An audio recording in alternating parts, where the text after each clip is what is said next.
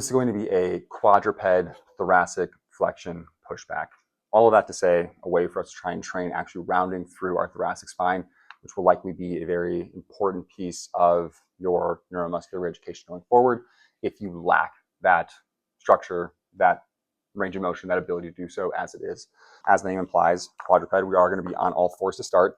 This one we're going to use, I personally like a closed loop band for this because you want to load it pretty heavy. That to actually do this and to get tension on this, I find that a heavier band is preferred. You can always start smaller and kind of work your way up, so you're feeling that range of motion and kind of increasing it as you're able to. I think you'll be surprised with how much you can move with it.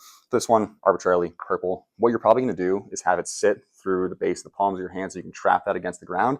And then I kind of like to go over my back to place it in my thoracic spine. So ideally, like I was feeling it there, want to get it to overlap mostly in one place. I will have likely told you where this needs to go because it is possible that even though a lot of people end up losing it globally through the thoracic spine, the shoulder blade would be a good place to shoot for. Some people might need to have it go a little bit lower, down in their lower thoracic spine. We'll discuss exactly where that needs to go, knowing that it's going to hit you somewhere in generally the mid-back, that there are going to be ribs there. So getting that situated, not the most graceful thing in the world, be it.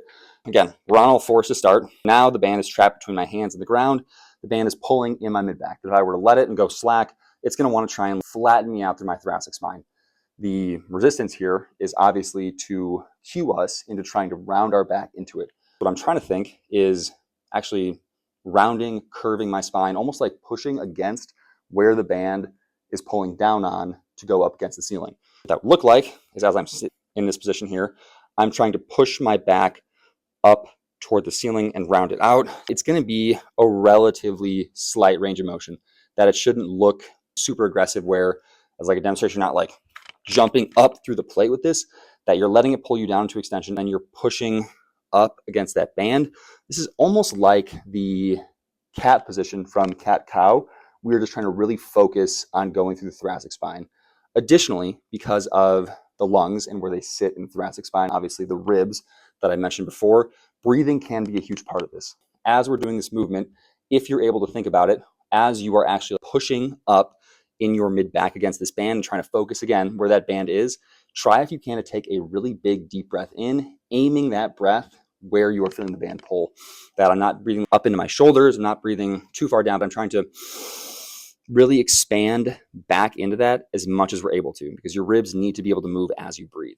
You'll also notice that as I'm doing this, the band isn't like sliding up and down. I'm not feeling like the band is about to pull down towards my butt. I'm not feeling it's about to come off into my shoulders, that the apex of that rounding should be focused on that band. So don't overdo it with that, where if you're just generally trying to get anything to go up, that you're letting the band come off of it. Really try and focus where that band is at, that it doesn't feel like it's moving up or down at all, that you're fighting straight up and down with it and trying to round completely at that point the band is hitting. And obviously, as you get more and more competent with it, you can progress, load the weight heavier, that you can do sustained reps with this. I like to do with the power plate on, again, for a minute as always, but you can also do it where you're treating it as breaths, that you're holding for a few seconds at the top, letting that breath sit, exhaling,